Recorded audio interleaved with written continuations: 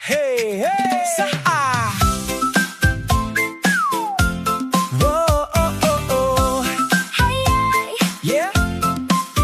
Sa kusina, nagsimula ang umaga. May tilapia na naghihintay sa Tara, tikman na natin to, sinta. Magandang araw, mga kakusina! Welcome to Cabin Delight Playlist. Ito po si Captain Renz D at ngayong araw, gagawa tayo ng isang espesyal na putahe na siguradong magpapasarap ng inyong hapunan. Paksiw na ginataang tilapia with bok choy. Ito ang kombinasyon ng asim ng suka, linamnam ng gata, at sariwang gulay. Isang tunay na comfort food ng bawat Pilipino.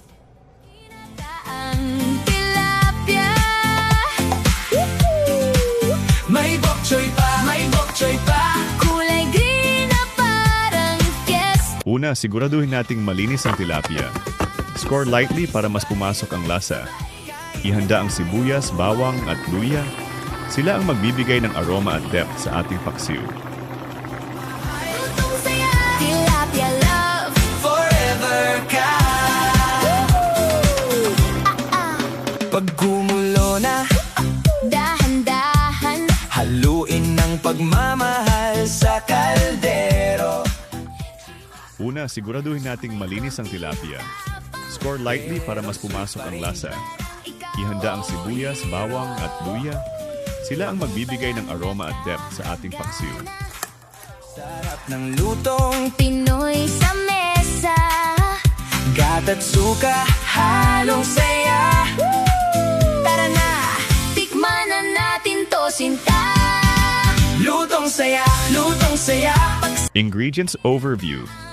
Para sa 2 tao, kailangan natin ng isang medium tilapia, cleaned and scored 1 cup coconut milk, kalahating cup coconut cream, 1 kapat na cup vinegar, 1 medium onion, sliced 4 na cloves garlic, crushed 1 thumb of ginger, sliced 2 piraso, green chili, 1 tablespoon peppercorn, 1 tablespoon fish sauce, 1 teaspoon salt, 1 teaspoon brown sugar, 1 bunch bok choy, 1 cup water.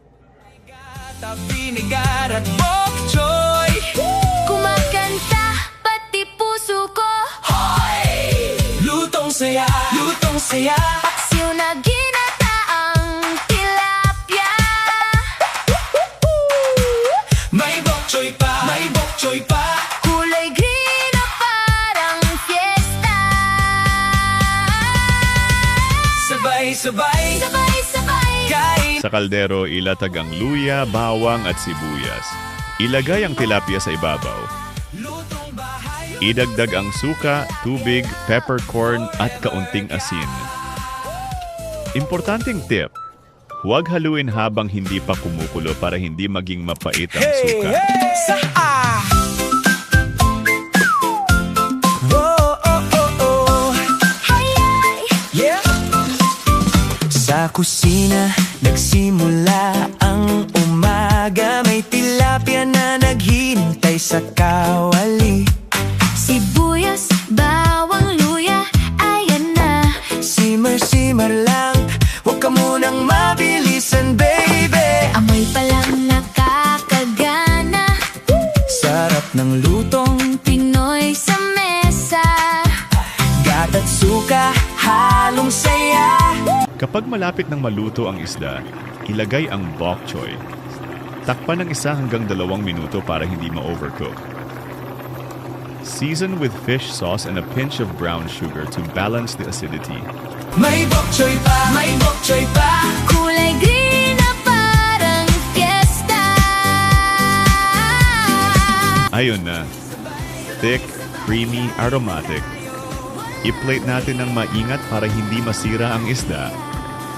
Ilagay ang bok choy sa gilid, tapos ibuhos ang makremang sauce sa ibabaw. Pag gumulo na, Dahan-dahan. haluin ng pagmamahal sa At ayan mga kakusina, paksiw na ginataang tilapia with bok choy. Perfect with freshly cooked rice. Kung nagustuhan ninyo ang recipe na ito, huwag kalimutang mag-like, mag-subscribe at i-share sa inyong mga kaibigan. Kita-kits sa susunod na lutuan. Sabay, Sabay-sabay kain na tayo.